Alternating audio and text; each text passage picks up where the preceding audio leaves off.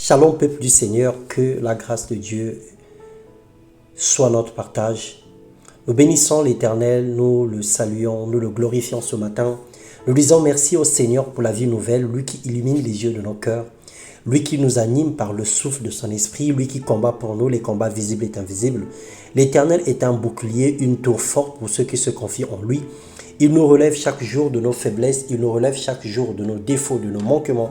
Il combat pour nous les combats visibles et invisibles. Il nous communique la vie et la paix qui surpassent toute intelligence. Soyez abondamment bénis et bienvenus dans ce partage de ce jour. Nous parlerons ce matin du recyclage de sa vie de prière pour avoir un feu nouveau. Dans 1 Samuel, le chapitre 12, le verset 21 au verset 23, la Bible déclare: Samuel rassura le peuple, soyez sans crainte, oui, vous êtes bien coupable de ce mal, mais ne vous détournez pas de l'Éternel et servez-le de tout votre cœur. Car ne vous éloignez pas de lui, sinon vous courez après des choses de néant qui sont inutiles et incapables de secourir, parce qu'elles ne sont que néant. Il a plu à l'Éternel de faire de vous son peuple, c'est pourquoi il ne vous abandonnera pas, car il tient à faire honneur à son grand nom. Bien-aimés dans le Seigneur, Dieu nous a sauvés, il nous a rachetés au prix de son sang. Et aujourd'hui, le Seigneur œuvre dans nos vies, non pas à cause de nos prières, non pas à cause de nous, mais à cause de son nom qu'il a gravé en nous. Il nous a donné son identité, nous sommes devenus ses enfants et le Seigneur défend l'honneur de son nom. Nous connaissons tous des crises de foi, des moments de relâchement, de découragement et même des sombres moments secoués par les épreuves, les oppressions, le péché ou la chute spirituelle spectaculaire et toute autre situation qui peut nous éloigner de la présence de Dieu.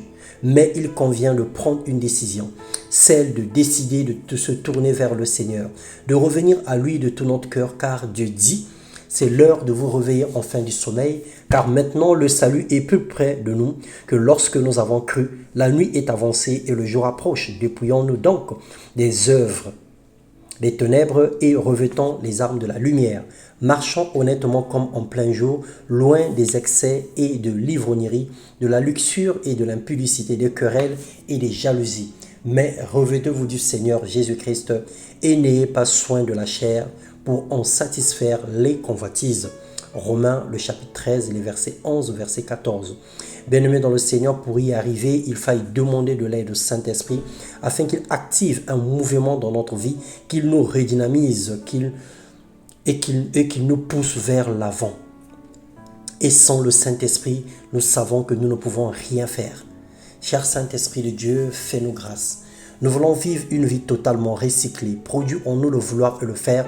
Équipe-nous de force et de puissance pour renoncer à une vie qui ne te glorifie pas dans le nom puissant de Jésus-Christ. La Bible déclare que Dieu fait des vents des messagers. Il fait des anges des messagers et il fait de ses serviteurs des flammes de feu. Il fait de nous des instruments par lesquels son nom est béni, son nom est glorifié. Alors bien-aimé dans le Seigneur, ne reste pas à ta position, quels que soient tes manquements, quelles que soient tes faiblesses, crie à Dieu chaque jour et demande son secours afin qu'il te relève et que ta vie de prière soit recyclée au nom de Jésus-Christ. Amen.